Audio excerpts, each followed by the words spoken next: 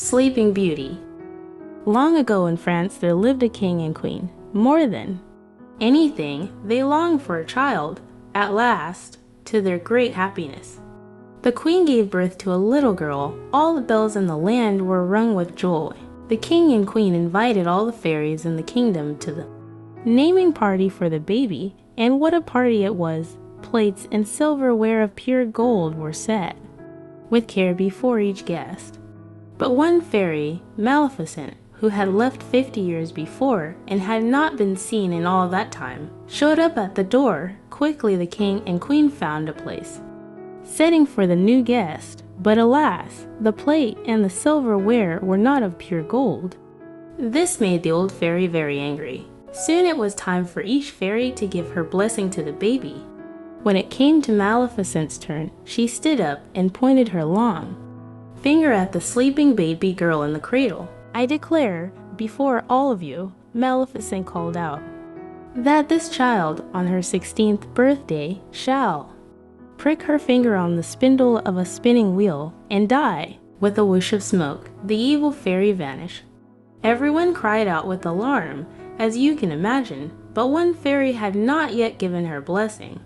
The king and queen asked this fairy, whose name was Merryweather, to reverse the curse. On her 16th birthday, she said, when the princess pricks her finger on the spinning wheel, instead of dying, she will fall asleep for 100 years. 100 years, said the queen. After our daughter turns 16, we will not know her anymore. The king ordered every spinning wheel in the kingdom to be brought to the palace and burned, to be extra sure the princess would not be anywhere near a spinning wheel. He also ordered the fairy Merryweather, along with 2 other fairies, Flora and Fauna, to take the baby far away. The fairies would raise the child in a cottage deep in the woods. There, they would keep her safe until after her 16th birthday. After that day, it would be safe to bring back the princess, who had been named Aurora, to the castle. Aurora grew up knowing no others than the 3 fairies, whom she knew as her aunts. The animals of the forest were her friends, the birds and the deer. The chipmunks and the rabbits followed her around as she fed them treats and cooed to them. From the time she was little, Aurora was told she must stay inside the hills that surrounded them. She did not mind that in the least.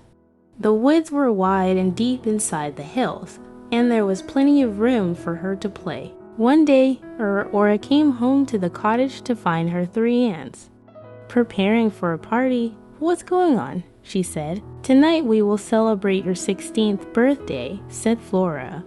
"It is," said Aurora, "that means tomorrow I go back to the castle." "Yes," said Merryweather, "we have kept you safe from that spinning wheel for 16 years. Soon it will be time for you to take up your royal life as a princess. And the first thing for you will be to get married," said Fauna. "Married already?" said Aurora. "Do you know who I'm supposed to marry?" "We do," said Fauna with a wave of her hand. "But there's no need to worry about that, even if he's a bit strange. Some might say a bit horrid. You won't have to spend much time with him, after all. And he does come from a fine family," Flora added with a quick smile. "Wait a minute," said Aurora, pulling back. "Why do you say he's a bit horrid? It's best not focus on such things, dear," said Merryweather. "Just do everything your husband tells you to do," said Flora, "and you will be fine." "This is not turning out like I thought," cried Aurora. "How long do I have to stay married?" "For the rest of your life, of course," said Fauna. "No, no.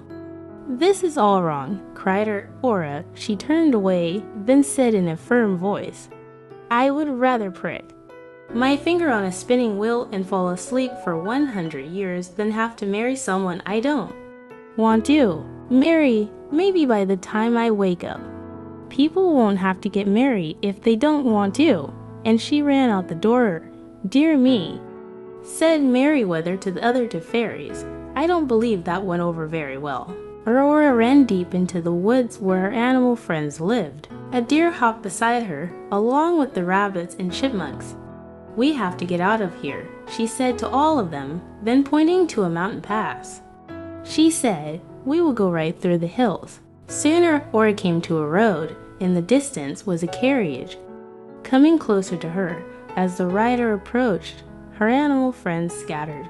"Hail," said the stranger. "I am afraid my carriage scared away your pets. May I give you a lift?" Aurora had never seen a man before, but she couldn't think about that unless she could find a spinning wheel the very next day. Her aunts would take her back to the palace. "Actually," said Aurora to the stranger, "there is something I need a great deal." "What's that?" said the stranger, hopping out of the carriage. Very nicely dressed was he, and well-mannered, too. "A spinning wheel," said Aurora. "A spinning wheel," said the stranger. "But there are none left in the land. Everyone knows that." "Well, you see," said Aurora, rubbing her hands together, "I have this friend. She needs a spinning wheel in the worst way." Aurora looked directly at the stranger. "It's a matter of life or death."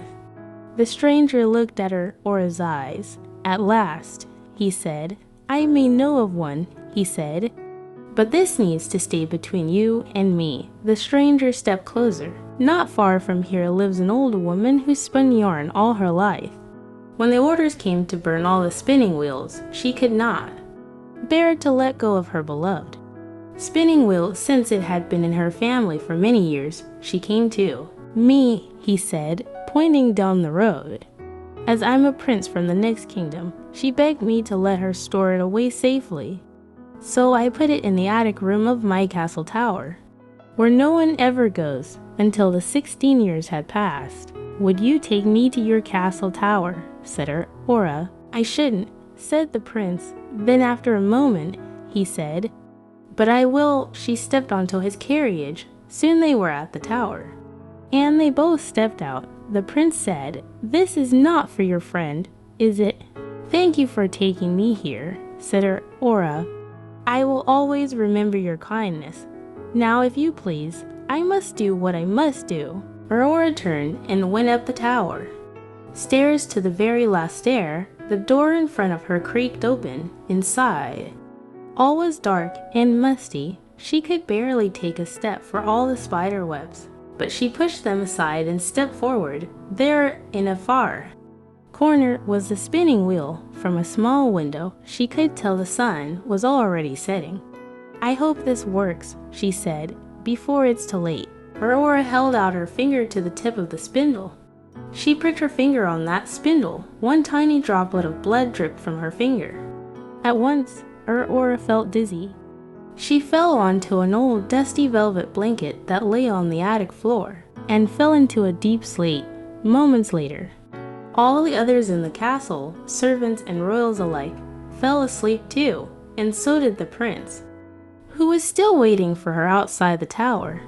Within hours, thorns and vines had sprung up and wrapped around the castle, so thickly that no human or beast could pass through.